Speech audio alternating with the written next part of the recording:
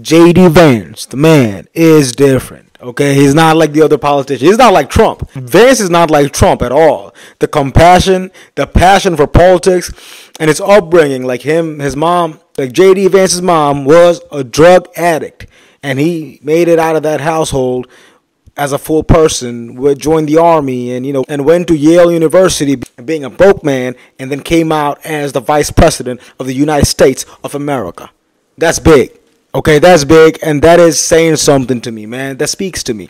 JD Vance's story speaks to us immigrants. I don't know why. He's a white man with blue eyes, but something speaks to us, man. When I look at my vice president, I want to see a full human being, someone who's seen it all. You can sit at the top of the food chain all your life because of what your family did to you or gave to you, okay? Like Trump and Hillary and all these politicians getting backed up by billion-dollar organizations. I get it. Okay, they have lived good most of their fucking lives, you know?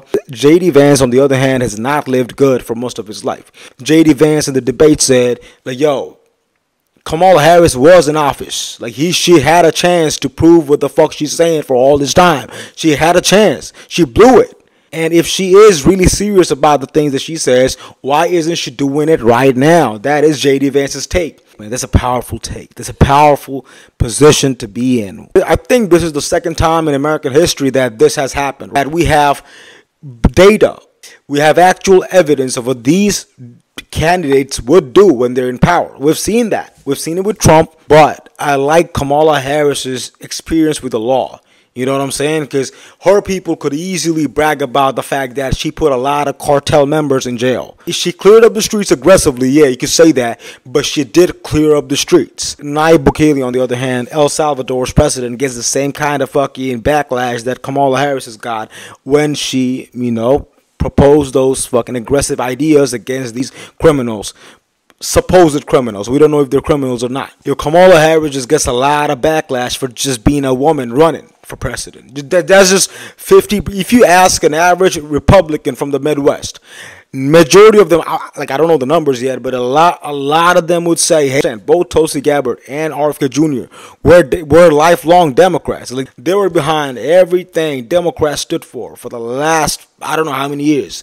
Something changed. I hope the American people see the same flaws in the Democrat Party as these big people, the RFKs and the fucking Tulsi Gabbards of the world see. I hope they see it. I hope they're not blinded. Trump is this misogynistic fucking warlord who's going to ruin America. Because Trump was in office. America wasn't that bad. But I don't really know Trump's intentions like that. I'm in the music business. So the music business tends to be a little liberal most of the time, So I got some liberal friends, some friends on the left, and they always tell me, like, yo, Trump is just trying to be president. And my friends from the left always tell me, like, yo, Trump is only trying to be president to avoid the criminal charges that he has stacked up against him. You know what I'm saying? That seems kind of, I don't know. Like, I don't know. Shit, it might be true. It might not be. Times were not that bad when Trump was president. Let's just be honest. Even Kamala Harris's supposed policies are not bad. But JD Vance, on the other hand, fucking cleared up the fucking floor, man. That man don't play. That man ain't playing at all, bro. Like, he came up strong, introducing his humble beginnings. Because a lot of Democrats used Yale against him. Used the fact that he was in Yale against him. You know what I'm saying? And so JD Vance made it clear from the very top. Like, yo, I came from very humble beginnings. JD Vance was a poor guy who was raised in a middle class family with drug addict parents, and he made it out of that. He made it very clear, which was a very strong start, man. If you want us immigrants on your side, JD Vance's fucking playbook is fucking, it's a masterclass. Masterclass, 10 out of 10, bro. Like, he knows how to get them. I don't know if it's intentional, but it does seem like his life and his words do align. Like, he lived that life. That's why he can talk about it. I like people. I respect people. Even rappers, man. I respect rappers who really live that life and then they talk about it. Charlie Kirk. Am I saying that right? Kirk? I don't know, man. This means that this man seems like the next president of the United States of America, bro. The way he handles these people's questions and debates and fucking going straight at his character, fucking his face. Even people made comments about his smile. That's crazy, bro. Charlie Kirk gets asked a lot of times the same question. Like, yo, You are this big debater. You're this big political dude. Why the fuck are you going on college campuses and trying to debate kids? And his answer is spot on every time. I don't know why this answer hits every time. Like he says, he's speaking to voters. He's speaking to the next generation of America. He's speaking to the generation that is being sent to Iraq, sent to Afghanistan, all these places to do wars and shit. All these places to engage in combat. And it's a good answer, bro. Charlie Kirk knows how to explain big ideas in small words, which is something I appreciate when I look at politicians. Like, I like that. I don't need too many words from you. If you're going to talk to Vladimir Putin, if you're going to talk to Kim Jong-un, I need you to be precise. I need you to be fucking straight bullets with your words. Charlie Kirk does is he doesn't use nicknames. He uses simple sentences that tells you what it is. Charlie Kirk is blaming the lack of religion in America, and he is saying that that is the cause behind a lot of problems. I don't think so. I really don't think so, man. I don't even think it's a good thing to believe that religion has a direct correspondence, that is directly proportional to the morality of the populace. I just don't believe that.